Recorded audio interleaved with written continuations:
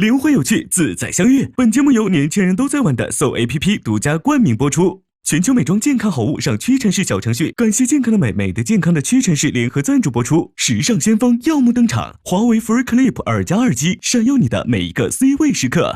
本节目由超保护舒服到一世再也回不去的护舒宝赞助播出。一抹闪耀，报说恋爱。本节目由巴黎欧莱雅护发精油赞助播出。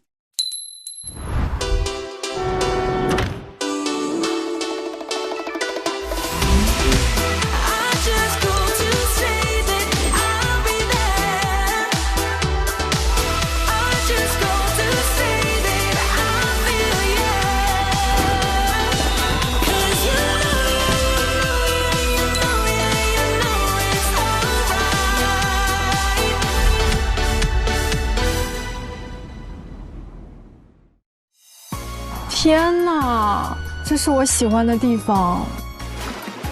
今天跟梁田的约会其实非常的开心，我就感觉到他有默默的在注意我，然后在配合我。好搭呀！当着所有人的面说我是你的心动女生，那其实可能以后不会有其他女生可能选择跟你约会了。反正我第一选择就是你嘛，就不会再改变了。从进小屋之后的一些相处里面，我都会比较注意到你。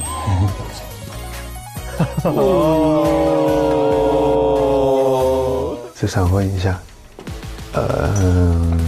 就是我们是不是有之后的可能性？现阶段，可能我内心的天平会偏向允婷一些。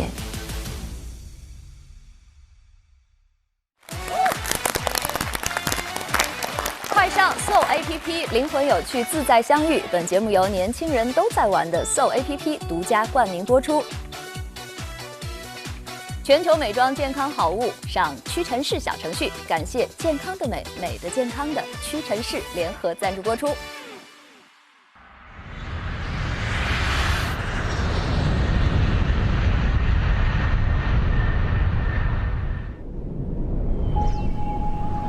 哇，云南好漂亮。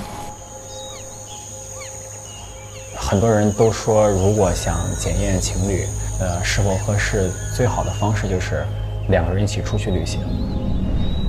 两个人如果想要真心实意好好在一起的话，势必要面对很多的现实问题。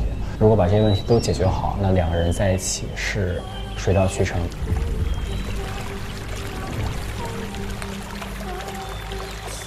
其实自己平常一直都是一个对所有事情都在我把控以内，但到跟梁田的相处里边，我是很迷茫，就是不知道怎样才是处理这个事情最好的方法。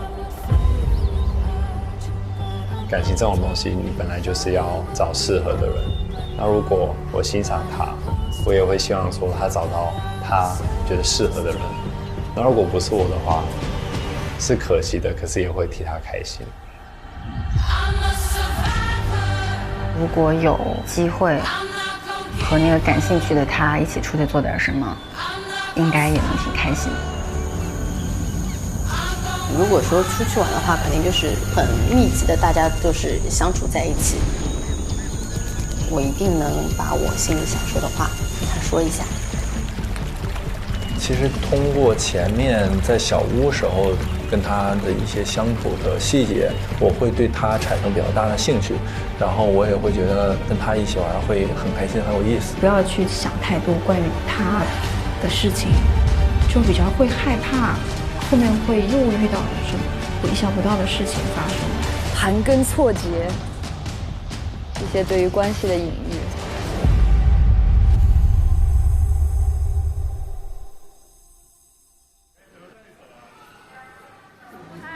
到了，朋友们！哎呀，欢迎来到夏夏的家西双版纳，夏夏曾经的家。真棒！手机采访，请问这位先生，第一次来西双版纳吗？分享一下此刻的感受吧。现在就很想回去睡觉。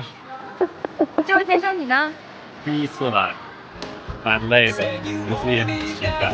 好，你看看人家，你学学人家。你高兴吗？走了。膨胀。走了。嗨，欢迎来到新双版奈。来，我们先请上车吧。自我介绍一下，我叫沙儿，是一个少数民族的。啊，沙儿。对，居诺族的人啊。你这个导游像喝醉了一样说话。是剧的。为了让大家充分感受到西双版纳的原始，我们准备了3个景色各异的营地。我们版纳露营的呢有3个团长啊，3个地方3个团长啊。对，第一个营地的团长是忍江壁啊，这里的容纳人数呢是有2男2女的。哦，2男2女的。第2个营地的团长呢是良田啊，这里的容纳人数也是2男2女。第3个营地的团长呢是郑维仪啊。对，恭喜！这里的人数是2男1女。郑老师。现在呢，我呢开始分配1号营地的团员了啊。怎么分呢？我倒数3、2、1的时候呢，请愿意跟随忍江壁的人呢举个手啊。这个哦。还蛮喜欢看这种。我能举手吗？3、2、1。哦。哎呦，这么多，那怎么选啊？我当时选分组就是我去哪儿我去哪儿，去哪儿都无所谓。我其实还是想跟他在一起的，也不能说无脑跟随吧，恋爱脑跟随。4个的话呢，就多了1个了啊。明白，先把老胡踢掉。你放心吧。啊，不是，你哦什么？要不你们2个商量一下去，他跟你吧。好，谢谢。哎呀，这4个人，一对最好磕的，一个最磕不懂的。对。我之前在情绪非常低落的时候，我会在走廊等我，然后来安慰我嘛，我会觉得很暖心。然后刚好趁这次机会就跟他多待一待吧。但是跟老骆的话，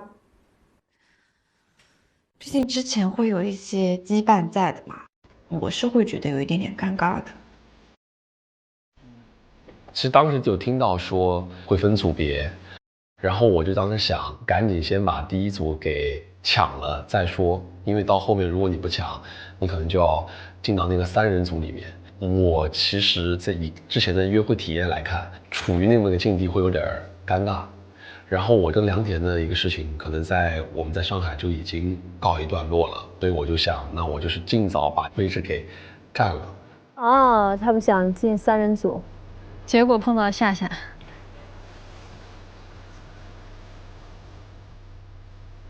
现在呢，我们开始分配第2团的团员了啊！想跟随良田的呢，就举个手啊！我来了啊！3、2、1。哎呦！哎呀！哦，正好。在我的出发点，我还是希望多跟良田去接触，所以对我来说，我就真的纯粹想跟他多待在一起吧。刚好你们4个了啊！他们正好4个人，对2男2女。哦，对。最后一个团的话就是2男1女的话，最后剩下的就是你的了，是不是？没错，剩下都是他的了。剩下都是他的了。哥，你这么介绍我们有点没面子，你好歹让我们举个手嘛。什么叫剩下的？就我的直觉告诉我，就一定要选卡卡。没有其他想法，我就是当时很明确的，我就要选他。当时其他人举手啊或者分配的时候，我就完全没有插话。说起来也挺巧的，就是我正好跟陈哥和卡卡我们仨是坐的最后一排，就好像已经注定了我就要跟他一组。那这是真雄竞了呀！接下来我们即将到达的第一个遗地呢，像出没雨林遗地啊。像出没。对对。哦，像出没。它呢建在山岭之底之上啊，路以四周周围是会有植物环绕的，还有呢绿草芬芳。遗地的配套设施是很完善的啊。设有从里飞跃游玩项目可挑战的啊！哇哦，这个应该很好玩吧？丛林飞跃是那个谁涛要去，然后你赶飞机没让他去，他硬要去的那个是不是？对，就是那个，就是那在就这里。哎，我们出发了啊！后面的呢？其他的人不重要，是不是？那个要保留神秘感的啊，那个是不能说的秘密啊。好了，我们出发了啊！发喽！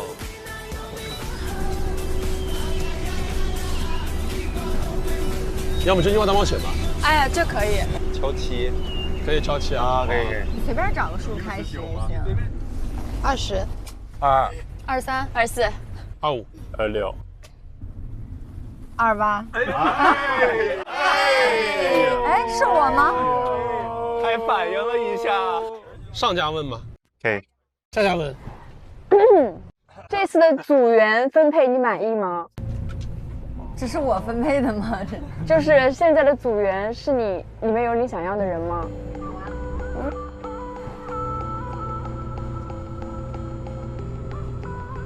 有啊。啊，这个问题真的是。哇。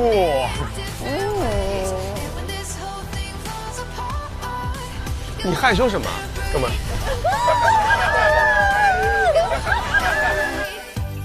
你在害羞什么？你在害羞什么，哥们？害羞啊！陆老师这个时候就显得重要了。有你不想要的人吗？有你不想要的人吗？好坏呀！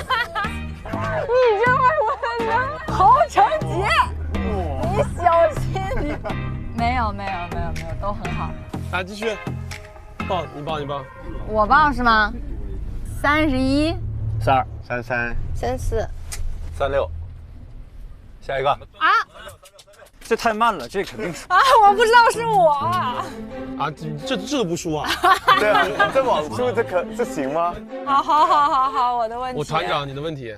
问我。你问，你这几天里头吃过的饭里谁做的最好吃？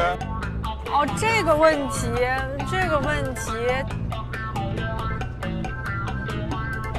咱们得从2方面来回答。你别整那滴水不漏这一出啊！大家都在助力了，已经。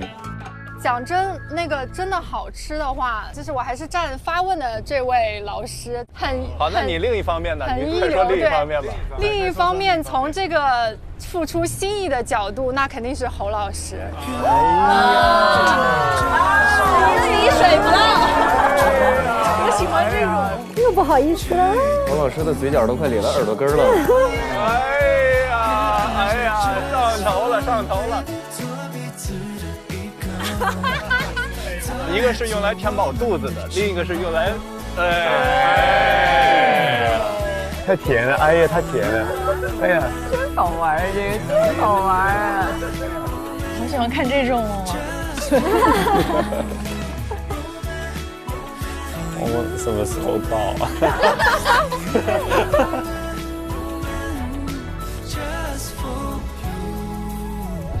到啦。啊，从这儿这是哪儿啊？再见了，拜拜。走了，拜拜。对，那个应该是我们露天帐篷吧。祝你们玩得愉快啊！谢谢。祝你们玩得愉快。谢谢，拜拜。有团长在呢，别怕。好的，团长。哇，好大帐篷。哦，哇，这个很好看。我们这个可以，这个可以。这个可以，这个好看。好美！哇，这有那个垫子，防潮垫。这里面是食材吧？哦，真的是食物哈。这是小米醋儿。哦，这个是那个，就是那种懒人沙发。就是可以摊在里头的，这个我知道，我好喜欢搞这种。哦，手臂可乐棉花糖，快拍个照让他们羡慕一下。哦，对他们肯定没有。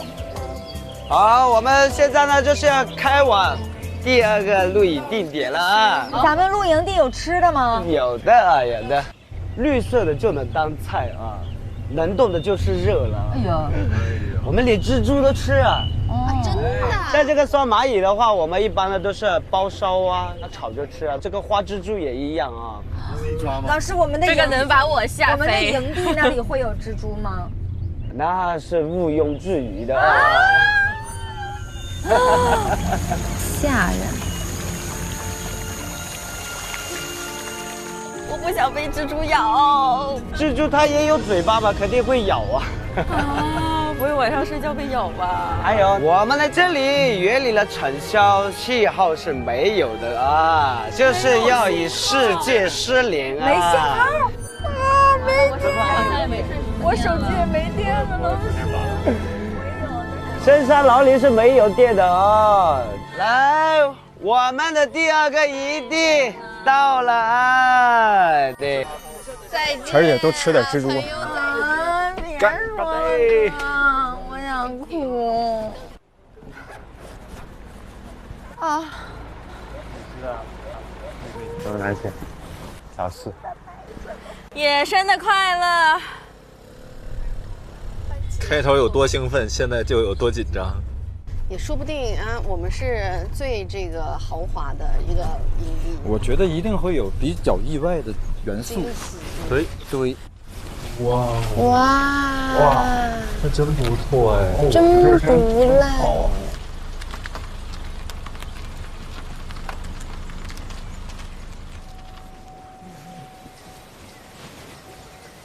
哦。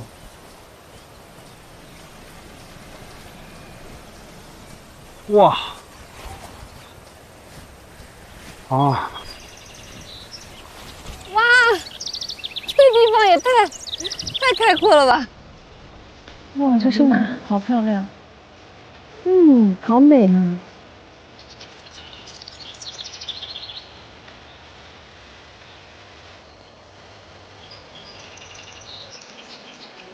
哇！该有的我们也都有，天幕我们也有啊。烧烤，特别好，特别好。这也太惬意了吧！这也太是大哥了。味底份。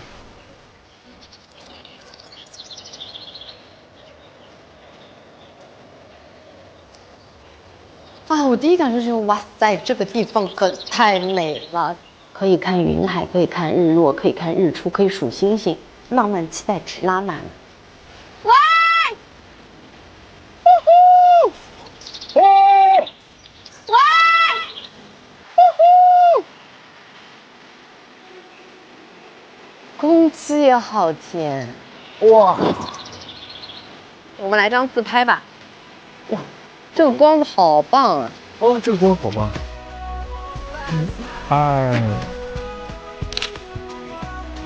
好灿烂，好开心哦！看着都好开心。又羡慕了，又想去了。我每次他们这样的，就是好开阔啊！这站在这儿，真有一种整片山头都是我的感觉。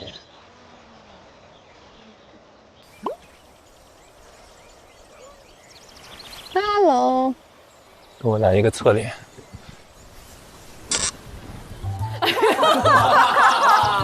这个感叹号太灵性了，我真服了。太美了吧！还有一个剪影，拥有整片山头的女人在眺望着她的，都是我的产业。她的庄园。这是他最想要的画面来了。怎么开始竞争了呢？看我为大家打下了天下。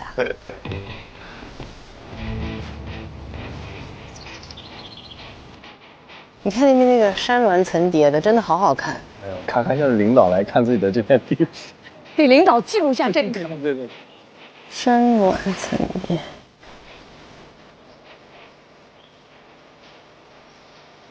真的好浪漫。对，这个角度看起来好像还可以。你再弯一下头。有吗？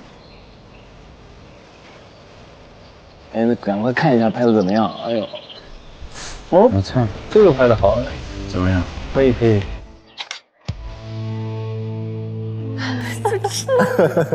这会不会有点太烈了？那个，甚至连路虎都喊不出真好看。 2倍。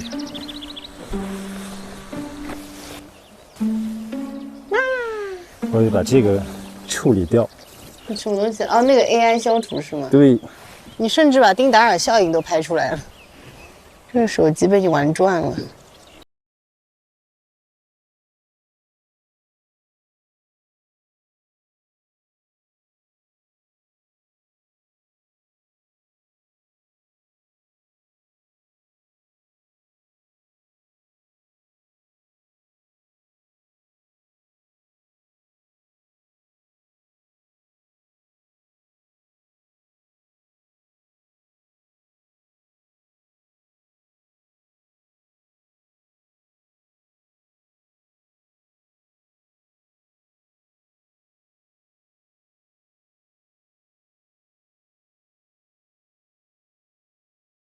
上去，它有好几层。看着老忍不住想拍呀。哎，来了，咸蛋黄来了。好看，好看。哦，好美！哇，这天真的太棒了！哇，这么好看！我们现在还可以去玩项目。哦，可以啊。热带雨林大本营。 前方即将到达丛林飞跃，接下来的路只有勇敢与坚毅能陪你们走。哦，这个好玩。我也觉得。我希望我可以不用那么的勇敢。不行，我的团里没有孬种。可以了，可以了。哦，你戴这个帽子好好看。我不信。真的很像奥特曼。我发现侯老师好像不像闷骚啊，真的。冷不丁的抽冷子给一句。这人，你有的时候可以不发表意见。毫无美感可言，没有形象了。他可以戴，他可以挺好看的。啊，是吗？挺好看的，像异形。你更像，你这种就好像是吊威亚的那种。疯狂去务农。你们两个没有一个人会提供情绪价值。太好笑了。屁股往下坐，脚伸直抬高，掖过对面的平台。哎，为什么一个人都不叫？就是他们不。这有什么好叫的？没事的。很吓人啊！哎，咱们4个剪刀包水实验室。我是团长，当然我先上。可以啊！来，准备好了吗？谁先上？好，我先上，团长。虽然很害怕。哎，我先吧。哦。他不是恐高吗？哦，对，他恐高，他攀岩都得要爬下来的。这一次太勇了。你真的不害怕吗？可以。往这边站一点。哎，你没跟我说我们要抓哪？你先过来这边站一点啊。准备好了吗？手唯一您抓的地方就是滑。因为我其实想第一个去滑这个滑索，但是我能看出他其实有点紧张的，所以我觉得不然就我先呗，我先感受一下，可能他们看到前面人滑过去以后，他们心里能舒服一点。其实是我有些恐高的，然后很多这样的项目我之前也没怎么玩过。你为什么是爬下来的？我有点恐高。来坐，往后躺，脚伸直翘起来。哎 ，OK。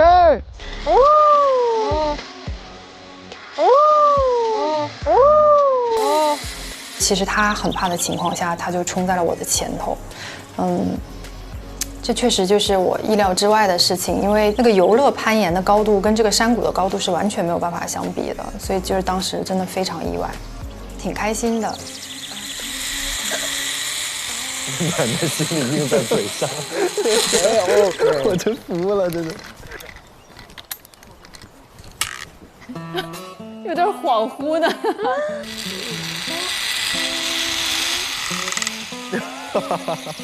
好防备的眼神，感觉到很大一块，是不是？哦，有点害怕。那边有人等着呢。还是有一点吓人的。谁说不害怕？它挺高的。对呀。不过你要伸直一点腿。就到中间那个地方还是挺吓人的。啊。哇，你今天挑战了自己。滑的时候还确实有点那什么。夏老师出发了。哦，夏老师还行。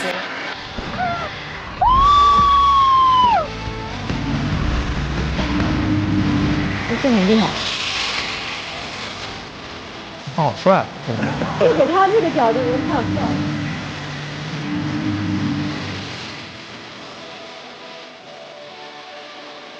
哦，夏老师还行。这个是速降。怎么了？发生了什么？你别吓我。这个很像吗？速降吗？速降。谁先来呀？要不我先吧。啊，我真没事的。要不我第一个吧？我想看你们每一个人下来的姿势。我有那个时间感。嗯。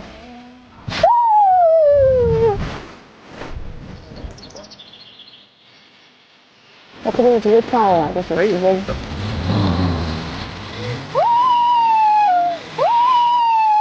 哦，他直接蹦下去了。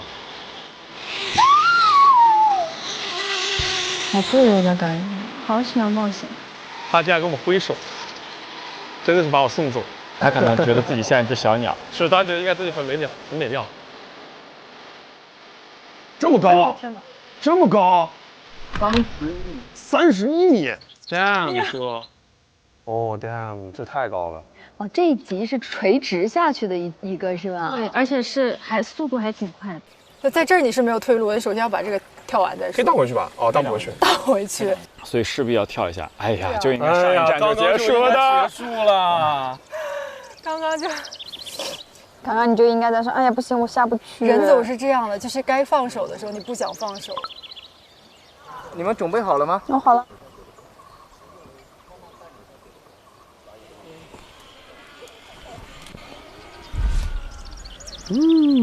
他胆子好大呀！帅，谁让你突然加速的？这位老师，帅啊！你刚刚下来那一下子，绝对潇洒。对，我也要站这看看他们下来是什么样。哦，果然先下来是有这个好处，对呀，看看大家怎么样。哥，我就轻松点啊，恐高，实在恐高。哥，我也恐。哥，我也恐。给我们两个男生个面子啊，不然下去在女生面前太丢脸了。那都是我们俩的这个心仪的对象。不然以后就没有以后。哥，我只是单纯有点心脏不好。哎呀，陆老师，你真的今天挑战成功了。不是我说这个角度，他的屁股有点太翘了。他就是说你的，关注你的屁股跟我们看的都不太一样，这是为什么？你没有看到吗？说他屁股，他说你屁股翘，太翘了吧，有点。就从下边看的话，还可以，我是属于前凸后翘的那种。但是真的翘到离谱，他的肌肉就看着就很有用，这个时候就很有用。小欧虽然害怕，但是他胳膊很有劲儿，他就不会特别害怕。瞬间绷紧了，瞬间立马充血，绷得还紧。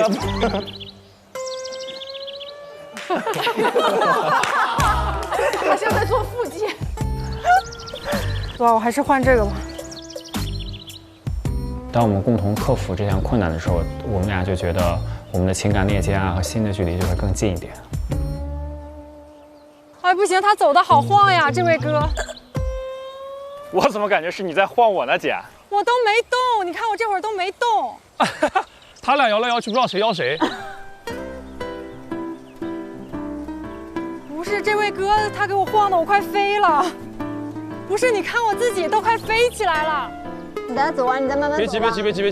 我不急，我准备等他走完，我自己走。这个我现在整个人被颠起来了。你知道吗？表白之夜就在今天，你要不答应，我们就疯狂的摇这个桥哈。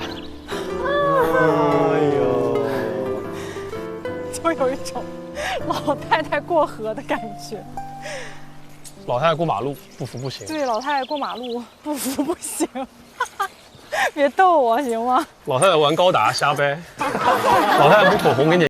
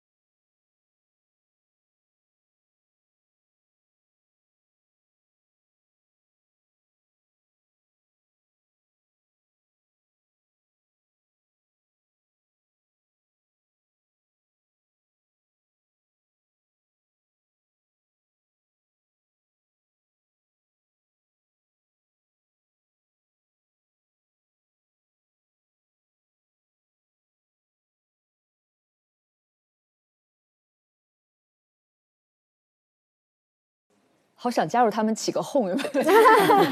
太好笑了。来吧，刚才来到了每一组不同的露营地之后，其实大家反应都不太一样。有没有让你们印象比较深的？我先说那个花海拍照的那个吧，都挺搞笑。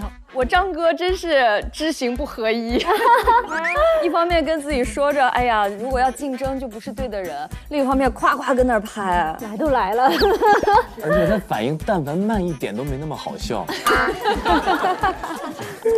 所以，如果是你们到像这种风景的地方，会给另一半拍照吗？早期的时候，我跟旭姐也会因为拍照争吵。我们真的有过最大的争吵，就是因为拍照。就是早期我没有那个意识，早期我是张哥，然后现在越拍越好了。但早期拍出来的一些照片啊，真的一言难尽。跟张哥比呢，那个大逆光看不见人。我跟你讲，大逆光啊，我觉得救了张哥一命。是的，但凡把那个光提起来一点，很有可能是一个很吓人的表情包，肯定是个回眸，有可能是一个，很有可能是这个。早期我其实存了好多我跟我老婆就是拍的那种，她还没准备好，然后我就你就咵嚓快门就按下去了。我专门有人做了一个文件夹，她的表情包，贴图，我还会配上那个文字，这话你也敢说？但其实就是他没准备好抓拍，但现在我拍的其实还可以，大家可以看我最新的作品，谢谢。突然起范了，这是有学习有成长的。当然，我9年再没成长，这个老公还要他干什么？那我帮你问一下这边的朋友有没有成长的？一心他是这样的，他其实很不稳定，就是理解，我理解。就是真的很差别，真的是非常大的那种。他有的时候帮我拍照片，噔，好，完了，然后我还没有反应过来，已经拍完了，表情还在说话，还没准备好，对，还没准备好，哎，可能就拍完了。就是，但有的时候就拍的真的非常好。就是我们当时我的孕期的写真都是他拍的，哇，就是拍的真的很厉害，好有意义啊。对，是的。然后我妈是助理。然后这更有意义了。然后我自己是化妆师，自己给自己兼造型，是不是？对，简单的妆发一下，然后没有别人。对，然后那个照片确实就拍得很好。易阳要分享一下吗？但是我这边的情况是一帧都挑不出来。这次真的挑不出来是什么？我们拍照片现在已经从100张挑1张，升级到了100张中的1万帧挑1张。会不会是你个人对这个照片的要求比较苛刻？是的，我对照片要求真的没有什么要求，但是我每一次拍照我们都会生气，就是因为什么呢？他非常有自己的思想，且不耐烦，就像刚刚叶欣姐说的，就是咔咔咔那种拍啊，拍完了之后我说不行。人家就要找自己刁钻的角度，比如说我坐在这儿，我就想平着拍，就是保险。人家就要从这儿拍，要从那儿拍，就是会拍出来我的脸比腿还长。我说怎么挑嘛，我一帧都挑不出来啊。然后我说不好看，人家说这是构图，这是艺术，我不选还要生气。他可能觉得你怎么拍都好看。对，其实是这个意思。他有的时候都觉得很好看啊，是真觉得很好看。倒不是觉得说，对，我懂这个点。那你会给他拍吗？我拍呀，我拍老好看了，我还给他兼职修图。哦，成片率比较高。对，大部分就是特别喜欢那种，所以我就特别爱给他拍照。但是我就不太愿意让他给我拍照，除非迫不得已。就我会避免一些争吵嘛。比起拍照的艺术，掌握了一些生活的艺术，是吗？所以你看，其实都这样，不是我这样，都这样。跟谁不是跟谁说呢？这是虚在那儿，是不是？然后还有一点是在侯成杰的一句话，他说旅程最能检验两个人的关系。其实这句话我们老能听到，是。对，但你们觉得呢？旅行可以让两个人的感情升温，这个是可以做到的。因为我们之前没有在一起的时候，出去跟就是身边工作人员一起旅游过，就是那一次，我是明显的觉得说这个人很有意思，然后也很想继续接触。因为在我印象中，男生就不是特别喜欢记录生活，拿个手机拍的那种。对。但他是那种出去旅游，他会一直记录。他不光是记录他自己，像助理啊、工作人员，他都一定要记录。我就会觉得这个人，就是不是我平时之前了解到的那么一个小孩的一个形象。就比如说，还有一点就是，我们当时在录节目的时候，路过一家快餐店，我就随口说了一句：“哇，好想吃。”然后等到我们回到休息室的时候，就有一大盒涛哥去买啊，他很细心啊。对，他真的很好。对。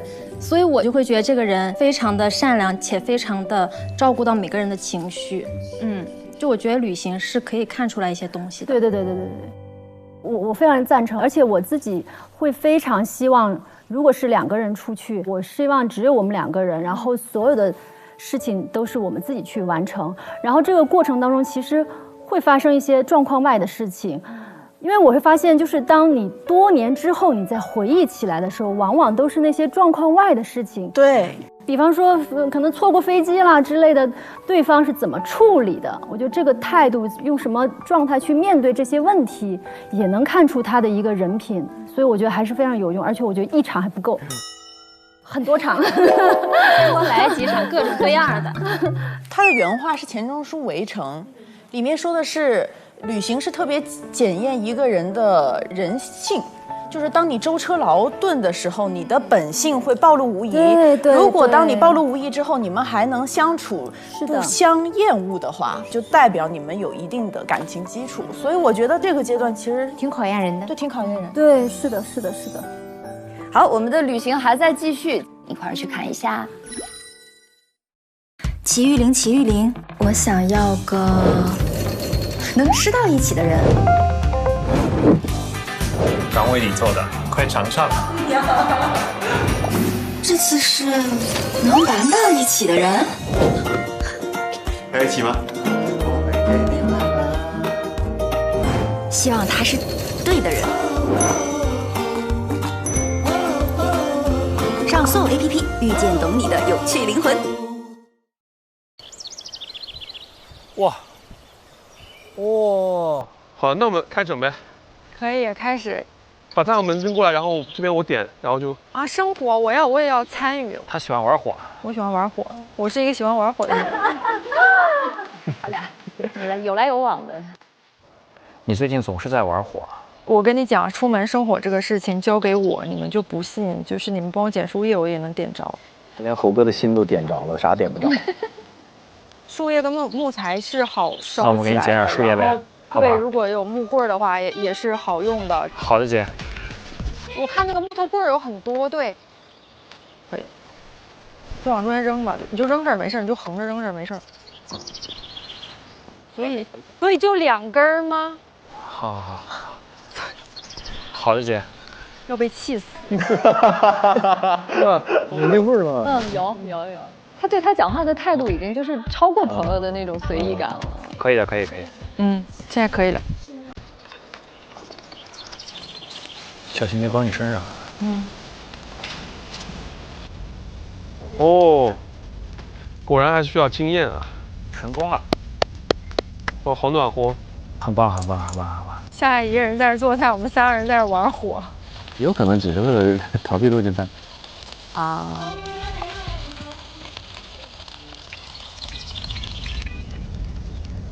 啊！他们还要篝火！天哪！回来了！他们会合啦！没想到吧？也太好了吧！这真的有路吗？我真的开始有点害怕了，我有点慌了，朋友们。千万不要随便踩啊，小心这一段路往外翻，不要滑到山下去。他们是徒步组是不是？啊，他们的旅程就是走到这儿。天哪，他们最惨！他们做错了什么？你为什么？天哪！你太难了。没事。很早就没有光了。哇，真的一阵冷风。对啊。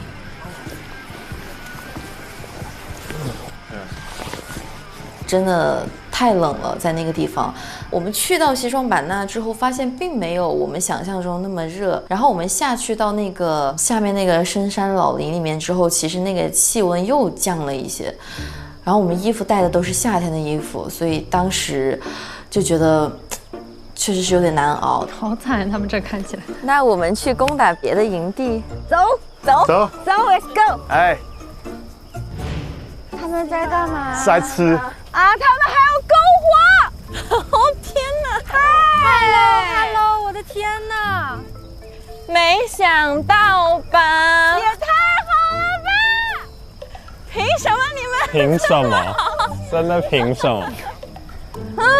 见到窝窝他们就跟见到亲人一样，因为他们那个地方太好了，天幕，然后大草坪，天哪，里面还有鸡爪子吃，烧烤，有灯，有干净的洗手间，有水，得亏我们去了。这里简直是天堂啊，姐妹们！你们白天干嘛了？今天带他们就是体验了一下人生。这么夸张？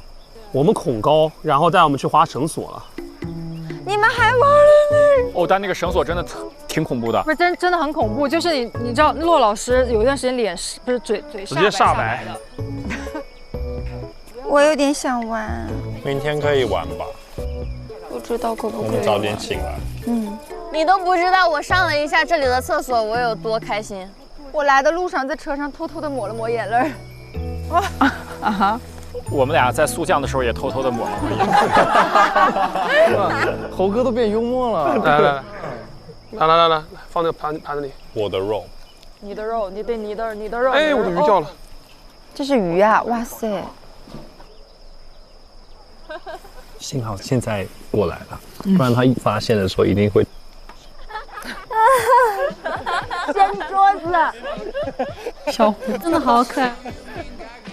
哇，那块肉，这块肉巨香无比，是不是？看起来。那块肉写了我的名字。在哪里啊？他写在那边写了胡允婷3个字。过去之后真是太开心了，顺理成章的融入了他们的烧烤队伍，然后顺利的蹭到了一餐很好吃的烧烤，满心感恩和欢喜，说能跟大家在一起真好，能住在这里真好，很开心吧？他们可以来，有篝火，有烧烤，有朋友，在那种没有天花板的旷野里，在一群这么多美好的人中间体验纯粹的快乐。从此过着幸福快乐生活。谢谢大家的款待，珍惜每一天吧，朋友们。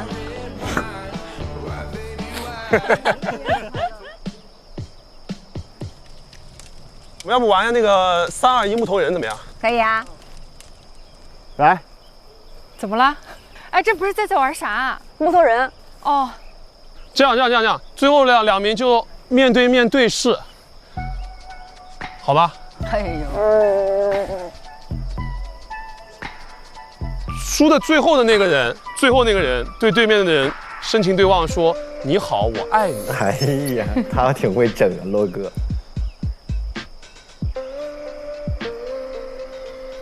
对面那个人说：“我不爱你，再见。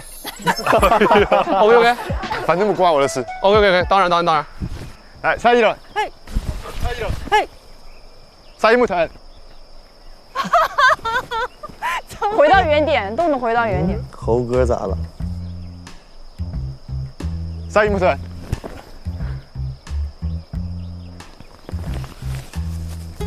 下一木头人。每次都是你。下一木头人。每次都是你。他故意的吧？对，我也想问。哪了他？下一木头人。下一木头人。你快往前冲一点！我已经来不及了。为什么你往回走的？搞不清楚，搞不明白你们的规则。塞木特，塞木特，塞木特。哎呀，谁最后啊？请吧。你们俩是故意，你们都没有离开过。这两个人已经放弃抵抗了啊！故意的吧？你们是有的人哦。哎呦，小猴也太明显了吧？哎，你故意不走的是吧？没有，我这个不太行。怎么可能？一个体育生，对，反应不行。快！什么台词？什么我爱你？台词那边是你好，我爱你，这边是对不起啊，我不爱你，再见。好刺激哦！啊，这什么东西？要真情对望吗？啊，我对视不了，我觉得不是真的。你要是换一个别人，我可能觉得话好像还行。哎呀，只是游戏，只是游戏。啊，不行，我无法对视。哎，这样我俩能特别一点吗？可以，随便你。我俩背对背可以吗？哦，可以啊，可以。哦，可以。不行，对视真的对不了，对不了一点。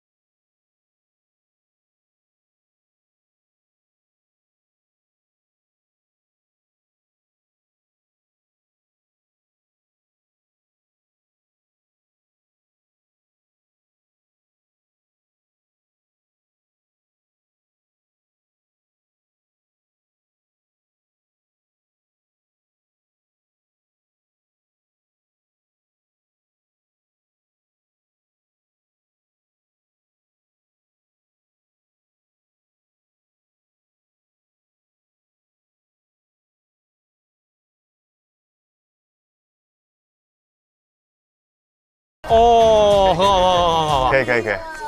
再来一把。2天。什么玩意儿？你去。哦，好。你定个规则。哈。最后的2个人，手拉手。啊，可以。好。OK， 好。 3、2、1，木头人。3、2、1，木头人。3、2、1，木头人。3、2、1，木头人。你俩都回去。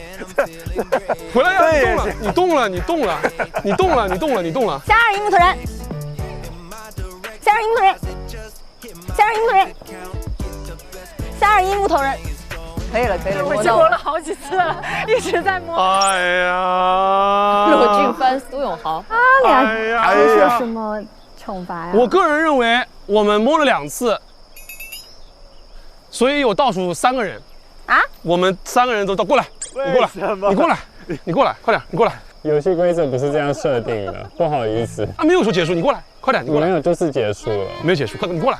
你过来。不愿，2个就是2个，2个就是2个。抓着。走吧。哎呀，飞起来了。太搞笑了，这一幕太好。我天哪！小，我们两个，天哪，他竟然跑得那么快，真的不愿意。好的一个木头人被他们玩成了橄榄球，感觉现在。我们两个。啊，牵手不是玩手，是牵手，太搞笑了。牵手，你这么讲。啊，好恶心啊，好恶心啊，好恶心啊！你让人牵的，然后你说好恶心，太好笑了。我没想到我在这里第一次牵手成功这样。好了，搞快点，我来，你去，你就你呗，就你。哦。都有外套是吧？对。都有外套，那这样子倒数2个人，这样，最后一名把外套打开，召唤，外套打开，然后从后面这样包一下，好吧，这样。他弄这些挺会的哈。感觉就是搞团建特别擅长，他以后可以当婚礼策划人。那你们没有意见，我就同意了，那就这样了。好的，来吧，来。不会输的。胜负欲就上面了，咱就是胜负欲上来了。好，预备，3、2、1，木头人，3、2、1，木头人，3、2、1，木头人。我怎么不会停？他们动了，对，他碰到我了。你们俩。不会爆出事儿吧？不会爆出事儿吧？你们俩。谁？对。谁？你包我？谁？老陆。啊，我和我妈。我们手脚不决定谁在后面，在前面，好不好？啊？我啊？输的人在后面，就是输的人是包的那个是吧？赢的人是被包的对吧？啊，可以。石头剪刀布。什么意思？我包你？我在前面，我是被包的。毁灭吧！我好尴尬。居然是我输了，我要从后面抱他，我心想天呀，放过我吧！你被包了，你被包了！哎呀！不是真的要这样吗？快，5秒钟早完早结束。哎呀！预备，开始。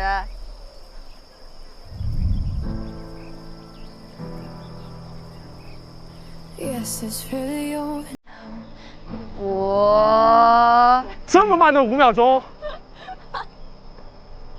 快一点！真的那几秒钟太难熬了。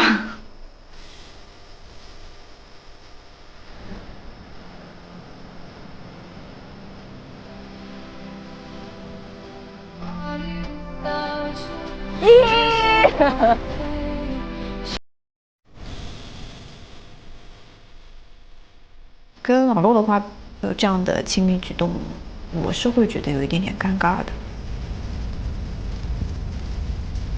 很僵硬。那我们那个猜词吧，好不好？猜词吧，怎么样？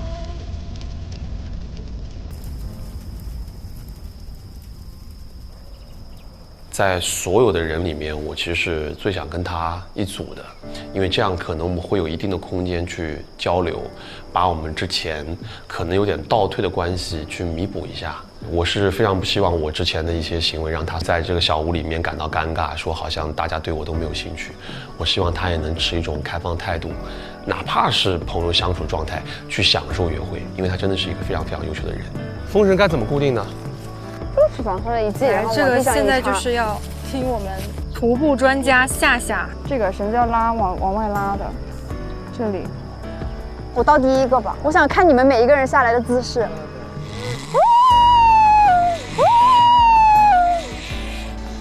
把脚抬起来，把脚抬起来。他可能觉得自己像一只小鸟，是他觉得应该自己很美妙。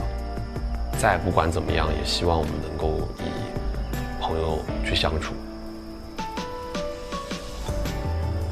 他其实是好心，对。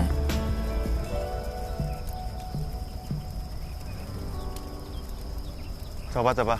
拜拜。拜拜。拜拜，谢谢你们的招待。拜拜。耶！然后我们现在就被带回去刚刚那个地方，就要跑回去。吃饱了吗？吃饱我们回去了。上完厕所喽。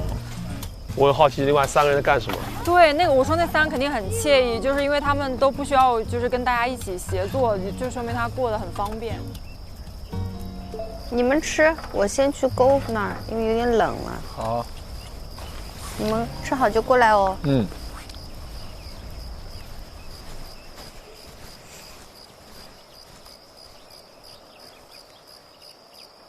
星星变多嘞，你们看天上。哎，篝火什么样的？想跟上就过去。为什么篝火是什么样？你没有见过吗？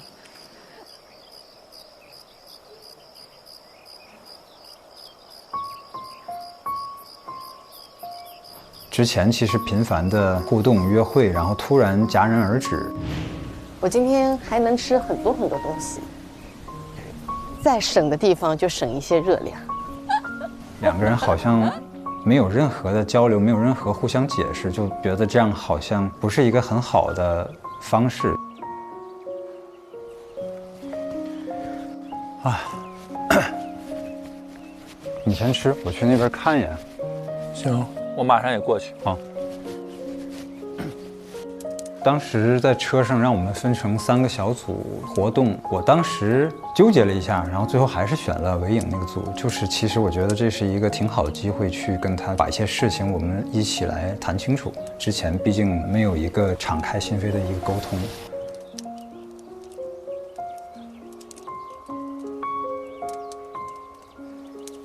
今天又选了你，我觉得应该聊一聊吧，至少。好啊。啊。就我觉得你带给我很大的那个松弛感，那其实是我最需要，而且是我可能很久以前有的，但是近几年没有，所以说我特别要感谢你。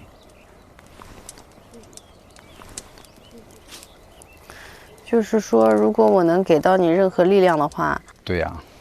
你现在告诉我，对我来说就是一种正向的反馈，我也会觉得很开心。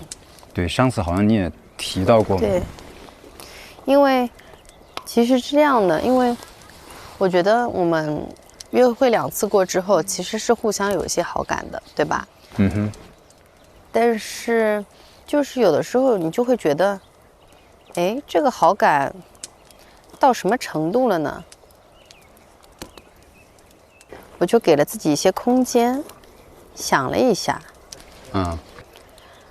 我觉得这个好感可能还没有到，可能想要在一起啊，或者是对。我明白。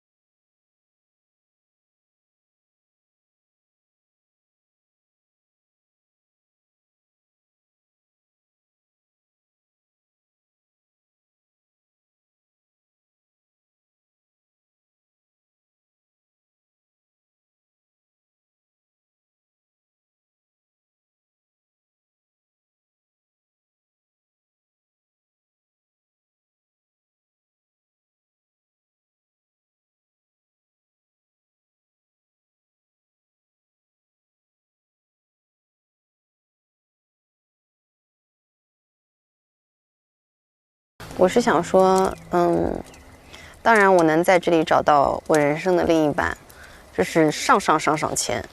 但是我觉得再怎么样，我一定要达成的一件事情是，我在恋爱这件事情上，因为我其实是有痛苦的，所以我觉得就是谁痛苦谁改变嘛。我就想说我要尝试一下，然后这次我试了，我突然就觉得掌握主动权好像也是挺爽的。就是说这个选择它没有对错，很多时候就是这样子，你其实越拧巴，你那句话越说不出口，然后你自己就在那里内耗，你想半天，然后这个答案就肯定是 no， 但是你说出口了，它就是有 no 和 yes 这2个答案，至少50%对是 yes。对，所以对我来说，我就觉得说，我想要去改变，那我也尝试改变了，我会觉得对我不管是感情也好，之后的人生也好，它都是有帮助的。我就是一个可以开口的人，我是有这个能力开口的人。男女之爱，我觉得还是很伟大的。就是到今天，我其实还是恋爱脑，但是我跟以前恋爱脑不同的是，我可能在恋爱之前，我会更多的想好自己到底想要什么。其实这个事情的意义超出于这个事情本身。就是它其实带给你的正向的意义远大过于只是男女之爱这种表达什么的。其实，在你人生中之后的这种各种事情上，都会带给你一些勇气和力量吧。就是可能是原来没有达到的，这个比较重要。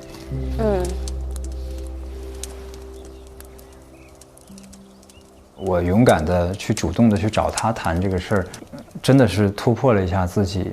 然后也意味着可能比原来又成熟了一步。明天跟我约会啊，好不好？好啊。好，那就这样。拜拜。那明天见。拜拜。拜拜。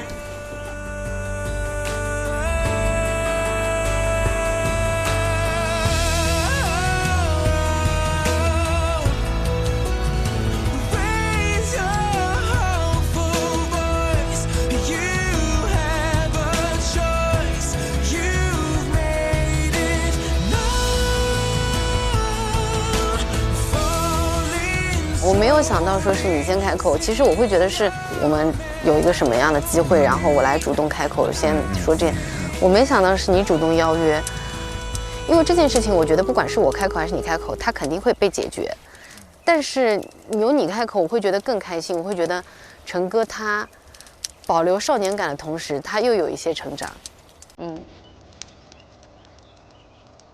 谈完以后真的是有一种如释重负的感觉。其实可能是一开始2个人就是阴错阳差的，就正好有了几次约会，然后肯定是存在一些互相的好感的。但是呢，他可能一开始更加心动的是永豪。其实我觉得我也是，除了他带给我的感觉比较好，其实我更多也是喜欢我自己跟他相处时候那种状态。就我们之间不见得是那么合适做这个往深入发展的，但只是当下那个时间点，我们俩都选择了一种这种比较轻松的方式啊。但是把这样的一个事情谈开以后呢，然后也知道对方的一个真实的心意以后，反倒是感觉很释然。我觉得这次谈话之后，我跟咔咔的关系应该会保留在这种友情的层面，首先，然后呢，可能2个人彼此之间还是有一些特殊的这样的一种感觉吧。首先2个人都挺坦诚的，也是很真诚的，就是我们都有把自己想要说的话，哪怕是比较隐晦的表达出来，其实也是对方都能感受到的一个态度了啊。我们之间互相的好感是存在过的，这是不可否认的，但是这个好感不足以支撑到我们成为恋人。我觉得张哥很绅士。其实我知道，就是他的有一些坚强或者什么，有可能是有一些保护色或者是隐藏色在。因为我一直说我跟他2个都是胆小鬼，但是就像我一直说的，就是可能那个是张哥的课题，而我的课题是要表达清楚我自己到底内心是怎么想的。所以这场谈话对我们2个人胆小鬼来说非常勇敢，对我们来说，我们可能之后能更加轻松地面对彼此。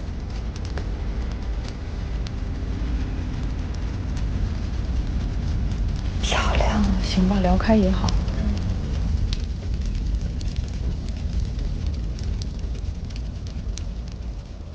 万万目前你是跟我刚到的时候，第一天晚上是田儿姐啊。其实当时我是觉得卡卡和田儿姐，我都是想去了解一下。其实那天的时候，一开始确实很尴尬，但是后来多亏了你啊，然后包括田儿姐啊，大家都有说就是去帮我救这个场，然后帮我去提一些小问题，让我快速去融入啊什么之类的。所以我觉得肯定大家相处起来肯定是没有什么压力的。卡卡的性格是我最喜欢的，再加上本身 ENFP 跟 ISFJ 是比较搭的，是属于 ISFJ 的舒适区。ISFJ 舒适区。ENFP 是这样的，我作为一个艺人，我是能够去做开启话题这件事情的，但是其实我内心也会觉得，当下这个场景我没有觉得很舒服。对，就是如果我有的选的话，我是会想说，哎，大家可以一起聊聊，互相发问，对。然后当下就是你可能就是会有一种被赋予了某一种责任在身上，对，我就有一些不得不去想各种各样的话题去打开这个局面。对，所以其实这就是 ENFP 本身的一个，就是既是优点也是缺点。优点在于他真的很善于替别人去考虑，去捧起这个氛围也好。缺点可能就是有点不太善待自己了。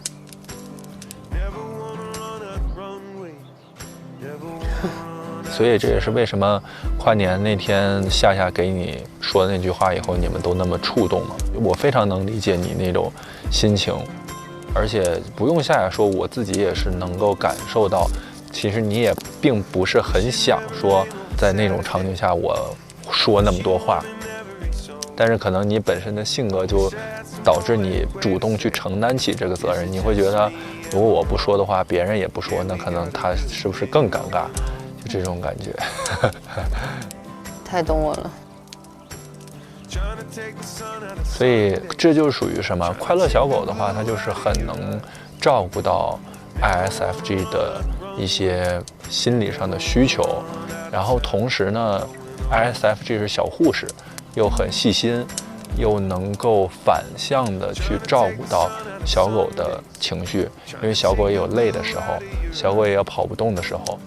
欧梦，我又想哭。这时候可能就是小护士会出场了。所以确实这俩性格说他们搭不是没有道理的。哎，欧梦，他其实也在帮自己在争取。是，但是这个就会比较舒服，因为对方女生会得到的肯定和尊重。我还挺喜欢当时的那个状态的，就是当我觉得我跟这个人的关系已经到达一个很好的这种程度的时候，我会去跟他掏心掏肺的去讲我这些想法，感觉好像我们终于把关系更进一步了，真的能把他当自己家里人一样去沟通去交流。我确实明确能感受到万万对我的好感。而且这个男生很懂我，他一说到能感受到我压力的时候，我其实内心真是觉得，啊，这个人完全说中了。我觉得他是有在用心的观察我。你们会不会有一种感觉，就是感觉现在已经不太想说要去主动再去跟一个人有一些很深的了解，因为我感觉所有的故事要从头讲一遍是一件很累的事情。这个就是我们这个年纪最大的难题。30岁以上最难的题就是因为你经历过太多了，你很难说再以100%的动力去把自己的之前的所有一切跟一个人分享，然后一起续写更多的故事，确实是很需要勇气、很需要力气的一个事情。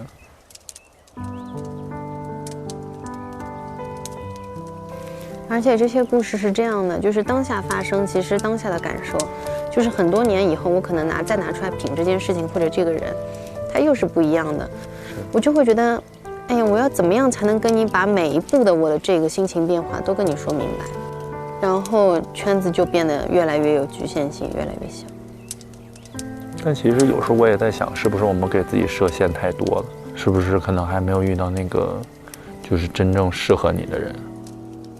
可能当真正遇到那个适合你的人的时候，这些就不是什么太难的事情了。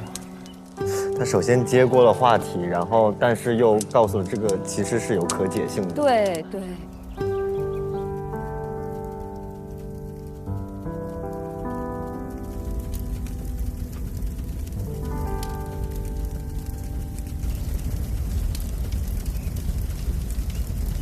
这是我第一次在外面露营，然后过夜。这也是我第一次，真第一次。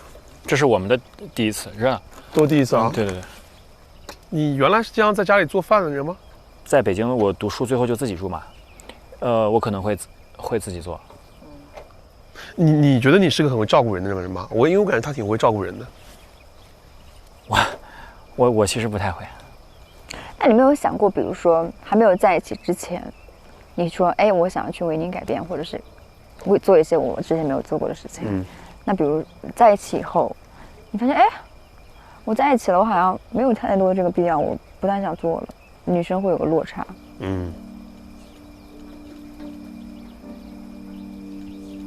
不行，我感觉你们在给我挖坑。没有啊，我没有啊，我确实会有这样的情况发生。因为你现在比如说会出现这种情况，比如说遇到太完美的情况，就会很担心后面它不完美了，我是否能够接受。所以他们有一句话就说，最大的祛魅就是拥有，最大的祛魅方法就是拥有。你看看他们俩，给我气死了！我都想，这俩就是儿童感，真的，人家在拼命撮合，他在拼命分开。看看侯成杰怎么解。没有啊，没有，我没有针对个人啊，我只是在说这种。只是针对你们俩。没有啊，没有啊，没有，我只是就突然聊到这里嘛。我觉得这种东西是没有标准答案的。就因为我是一个谈恋爱必须要从一见钟情开始的人嘛，就是必须要第一眼喜欢这个人，不然的话就不可能再慢慢的就进入这段关系。然后大家会觉得一见钟情是不靠谱的。我见过很多相处很久，慢慢进入感情的人，可能也不幸福。但是我也见过一见钟情进入感情的人，最后结果就是非常幸福的。所以这个东西它一定不是有标准答案的。但大概率其实一开始一见钟情，可能是因为外貌感觉，外貌对吧？感觉对，就像你说的外貌和感觉。但他那天有跟我聊到这个事情，就关于一见钟情。他很多的一见钟情其实会讲到关于是宿命感，这是一种宿命感。对对对。对的。Oh my。哦不，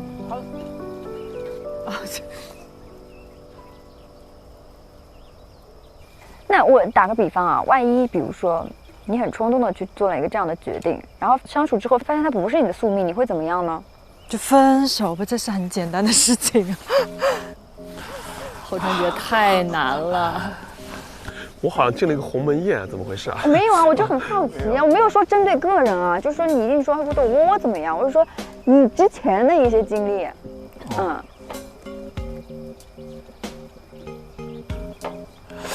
我们没有办法让自己的每一个选择都是正确的，我们只能让自己的每一个选择变正确。好会啊！骆老师赶快把小本本拿出来记，我觉得每句话就应该背会，少说两句。对，我们没有办法让自己的每一个选择都是正确的，我们只能让自己的每一个选择变正确。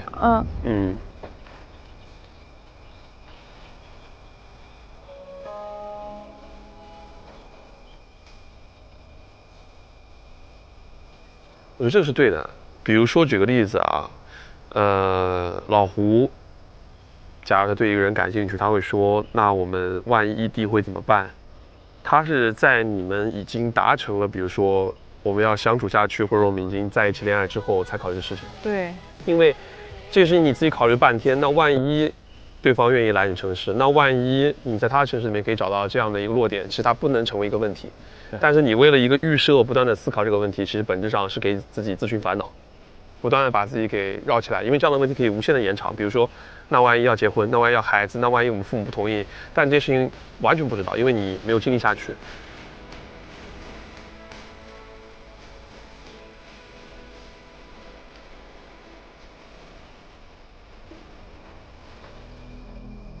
老胡想这么远啊？不，我是举个例子啊，举个例子啊。老胡想这么远，我要最后要是我就找你。我觉得两个人相处啊，只要他身上没有你特别无法忍受的点，我觉得都是可以接受的，都是可以接受的，因为人就是有不同。是的。你有什么点是无法忍受的？就是我一开始我说我最在意性格，因为其实我特别需要男生就是很稳的感觉，遇事没有主见或者是很急躁，会就是让我觉得就不安定的感觉。然后但是其实可能偏偏我可能遇上一些就是可能性格比较急躁的人。倒吸一口气，你不会是在点我吧？不是，我目前看起来你们都很好呀。哦，这个得看吧，这个得看吧。我也不是那种性格纯火热那种。你俩现在心态很有意思，就是他会感觉你说的每句话都在那没有，就我有的时候就是实话实说。我真的好呆萌。他还是一个比较单纯的人。是吗？就其实我认为你比较单纯。至少他想的会比你省。但其实我不知道我在想啥啊。你就是在纠结，就是自己在小脑袋里打架。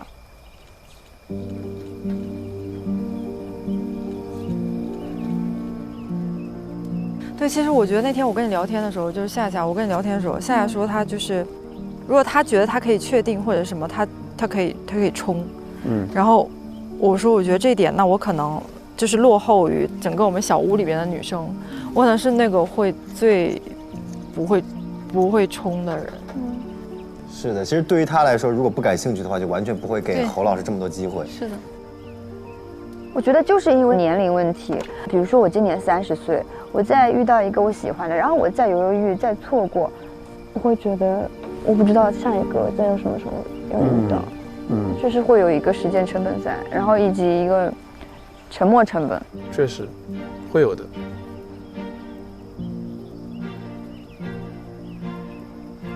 这个我觉得可能是，比如说你30多岁的人和你20多岁的人不一样的地方，因为20多岁的人他其实他没有想这么多，对，他没有风险意识，对，他没有风险意识。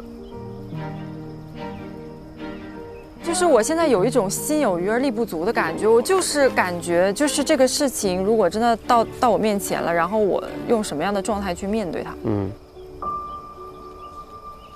那可能最大的阻碍是担心生活轨迹会怎么被打破。最大的阻碍可能就是工作。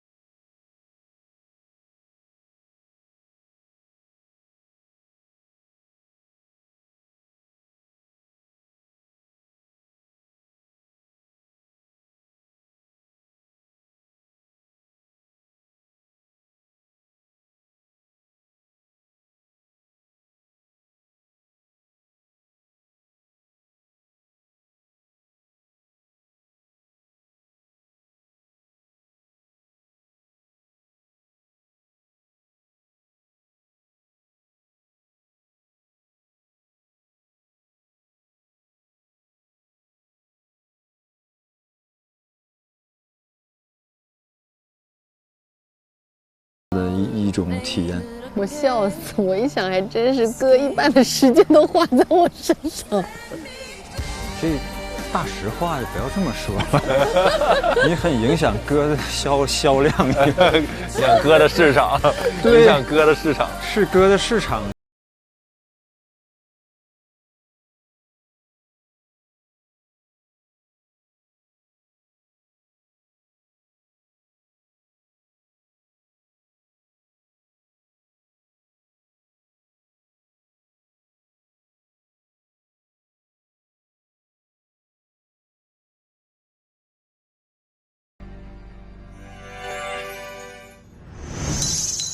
当没那么关注身边那个人的时候，就开始看星星了。哪是星星多了，星星一直很多。星星一直在那里。对呀，是你眼前的物少了。是的，想看星星了。哎呀，有点心疼猴哥呀，真的。我觉得那个最大的趣味就是拥有。当然不认同这句话，但是其实大部分要承认有这样的现象，它是存在的。对，我曾经有听别人说过一句话，就是你知道我什么时候最爱你吗？就是你不爱我的时候。我觉得人性就是本能的，在得到之后，他就会有一种，就像得不到的永远在骚动，被偏爱的永远有恃无恐。他就会觉得说，这个可能我拥有了，或者这个可能他不会离开我，所以我就变得更加的肆无忌惮。所以我觉得人很难够在自己富足的时候，在自己拥有的时候，懂得珍惜和知足。我老觉得这句话背后有一个逻辑不太对。就好像他把拥有当成了一个终点，然后把一段关系当成了一个物质，就是拥有了，你在我眼睛里面就不发光了，这多可怕呀！这个是非常恐怖的，但是它在现实生活当中呢是存在的，高频存在，非常多。对，人一旦拥有以后，哎，然后对方在自己眼睛里面就没有光，然后不再有新鲜感，也不再有吸引力，是，所以才会有，婚姻是爱情的坟墓嘛。是。但是呢，这个悲剧我觉得还是可以去改变的。快给我们一点希望，怎么改变？首先，第一个就是我们要让拥有不要变成一拥有就祛魅，我们不应该让两性关系当中出现祛魅这件事情。我们要想让爱情当中有新鲜感，一方面不要让这种拥有感太结实，就是说你要有一种失去力。就不要的安全感太高，对，就是那种不要给对方一个感觉，我就是挂在你这棵树上了，我离开你我就不能活了，这个是很危险的。所以在我们拥有了对方或者对方拥有我以后，我们都要不停的建设自己，把自己搞得很独立。亲密关系当中，我不能保证对方是否会对我祛魅，但是我可以保证我自己不断的生长出我的新的魅。对。它只是有一个转变，可能从一些心动，可能转变成了一种，平凡普通的幸福。那个魅也存在嘛，只是转变了一种形式。我对这个祛魅，我会有一种比较乐观的态度，就是我觉得祛魅是肯定的，但是我觉得没有关系，因为如果你们还相爱的话，你一定能够发现，不是当初的那个魅，可能是在新的魅也会出现。那这样，我觉得大家都特别有热情想讨论啊。那还有一个点，郑维颖和张晨曦他们俩谈话里面，中间郑维颖就提到说，其实他和张晨曦都是爱情里的胆小鬼。那这个话我觉得好像，你也会经常听到身边的朋友在提，就他可以是各种变种，比如说我想爱，但是我不知道该怎么去爱。或者是我本来想爱，但我一想到可能会碰到的风险、会受伤的东西，就这个经历或者经验就会提醒我是不是要回避。其实我觉得这个有点像，就比如说我小的时候就是我喜欢爬墙，我敢从墙上一下子跳下来，爬墙虎。这个好，这个好，好可爱。就是我小的时候，其实我是敢翻墙的。但我现在真的就是我去滑雪，你知道我去滑雪，我推坡已经推了10年了啊！为啥？就是我都不敢换刃，比跟嫂子在时间还久。这真的都学会拍照了，还学不会。真的。我想说的是，在爱情关系里面，也有可能说，是不是因为大家有过一些跌跌撞撞，会有一些痕迹在那儿，说哇，我是不是现在不能再摔了？尤其是张哥给我的感受，张哥有一点点难过，说：“哎呀，我怎么变成这样了？”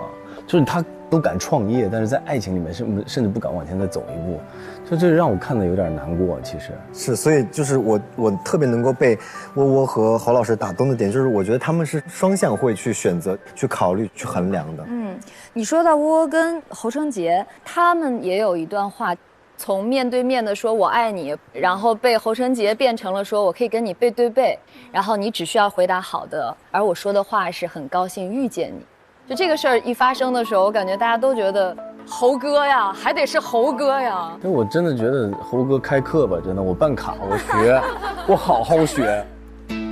快上 Soul APP， 灵魂有趣，自在相遇。本节目由年轻人都在玩的 Soul APP 独家冠名播出。全球美妆健康好物，上屈臣氏小程序。感谢健康的美，美的健康的屈臣氏联合赞助播出。今天是一场恶仗，为爱而战。所有比赛根据积分决定比会安排。我们不会放狠话，但只会做狠事。不管比什么，我们都要赢。大家都不想在自己比较心仪的女生面前丢脸。哎呦，洛哥可以，洛哥，一定要赢，输赢会跟约会是有直接关系的。我太想赢了，那眼睛里的是杀气。哇，田儿拼了呀！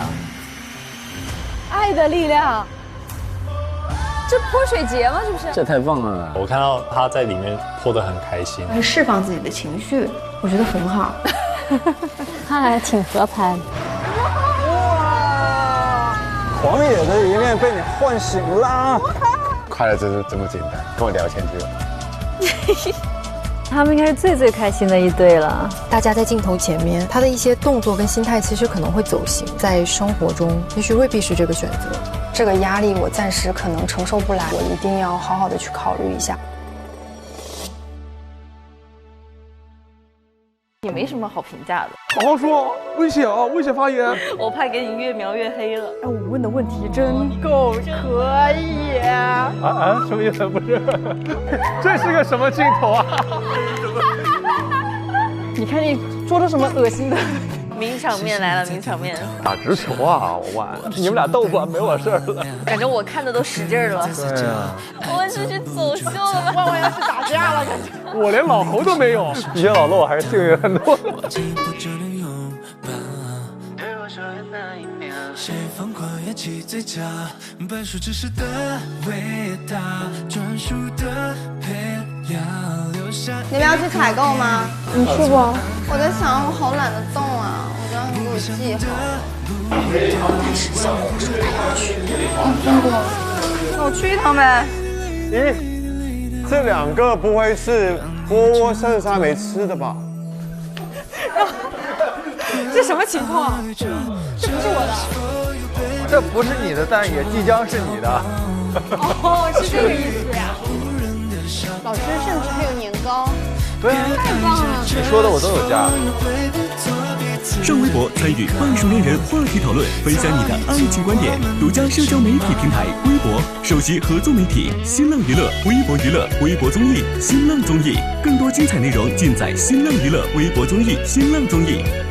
腾讯视频 TV 版极光 TV 同步播出，大屏观看更畅快。搜索半数4参与早鸟活动，会员限时特惠更享抢先菜单。搜索半数4会员限时特惠 SYP 更可享高甜花絮等。腾讯视频 Job 卡年轻人的专属会员，随心看去现场抢先测秀中办，超多权益惊喜不断，邀你一起体验。关注腾讯视频 SYP 微信公众号，获取更多追剧资讯，领取专属优惠。现在开通 SYP 即可享受内容抢先看、大屏观影等特权。内容上新新浪新闻客户端搜半熟恋人，看节目更多精彩内容。下载有态度的网易新闻，看更多精彩短视频。百度搜索半熟恋人，精彩内容尽在百度百科，百度一下你就知道。上百度 APP 看百度热搜 ，get 更多热点内容。上搜 APP 遇见懂你的有趣灵魂。感谢年轻人都在玩的搜 APP 对本节目的大力支持。感谢独家中文百科合作平台百度百科。感谢合作伙伴腾讯新闻、腾讯娱乐、新浪新闻、百度 APP、网易新闻、丽丽城传媒。